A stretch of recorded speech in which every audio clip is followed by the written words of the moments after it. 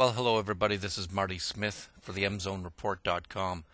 King 9 suited here in late position, but let me explain to you the situation in this multi-table tournament where I am already in the money. There was about 3,500 entries in it. It's a very low buy-in, $2 or $3. I had just made the money and am sitting here now in red M zone. I wanted to point out to you that Tournament Indicator does a great job in profiling your opponents, and as you can see, a lot of these opponents have been sitting down at this table for quite some time now, and I have every one of them profiled except for one new guy who just came here. But I am in the red M zone. More than half the table here is orange or almost orange.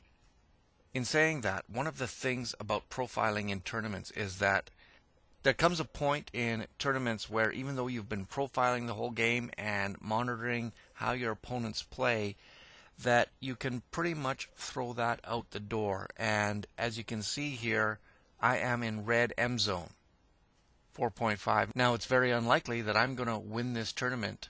The big stack in the tournament has more than 35,000. I have 2,600. Now I'm not saying there isn't a chance. What I'm saying is that there isn't a decent chance to make good money. And once you get in the money, there is a long stretch of time before that money becomes even more significant. But you can also assume that that money is pretty much going to stay the same right up until just outside of the final table. So I have another 300 spots to move up. When you get an opportunity to push a hand and steal a pot, this is exactly when you should be doing that, just inside the money. This is where you have to adopt that philosophy of doubling up or getting out. Once you've made the money, and when you do make the money, then you're justified in being more aggressive in playing and pushing for pots. As you saw there, I was in the red M zone, but now it's your M zone and your match card situation here. So switch to the match cards, forget about profiling at this stage. What you're really doing is looking for an opportunity to shove into a pot where it's quite likely that you might be able to take it down.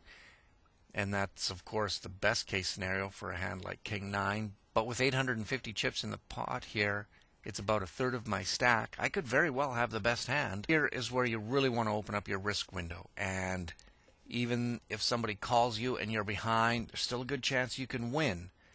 But you must be adopting a higher level of aggression in these situations here. So I shove it in, 3,500 in the pot now. I'll be happy to take that, but if someone calls, I might get called with any ace here or a pair. Oh, no. This guy here, actually, he called a good chunk of his stack. And he just called it, so I imagine he's got a good hand. And hopefully I got some live cards. Maybe he called me with a middle pair. And in that case, I might be in better shape. Wow, King Jack. Shit. Okay, I got a flush draw.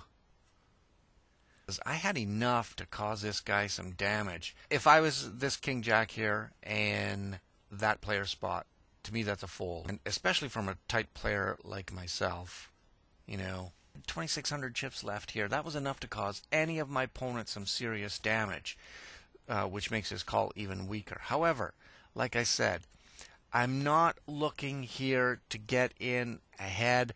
I'm either looking to use my position, which I did in this case because I was on the button and nobody showed any particular strength. And as you can see, I've just backed up here just to show that that player was a gambler and had a high VPIP, so I could have expected a call from him. However, like I said, the King Jack was kind of weak in that spot given the size of his stack. But I think that was a weak call on his part. Anyway, he got fortunate. No big deal there, because I've adopted the right frame of mind for this stage of tournament without paying high regard to profiling my opponents at this stage. Alright, if you have any more questions about this hand or others, guys, visit my blog at mzonereport.com/blog. and hopefully you can see some of these hands and situations that come up in my tournaments, and they might be similar to yours. Anyway, take care. It's Marty Smith for MZoneReport.com.